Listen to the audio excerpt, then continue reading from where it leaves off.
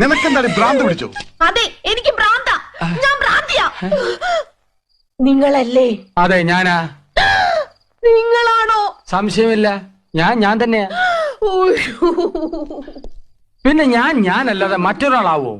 എന്ത് പറ്റിയടി നിനക്ക്? പറ്റിയത് എനിക്കല്ല. ആദ്യമായി അവർ കണ്ണും കരലും കൈമാറിയത് യമുന റാണി നിങ്ങളുടെ വീട്ടിൽ അതിഥിയായി വന്ന ദിവസമാണ്.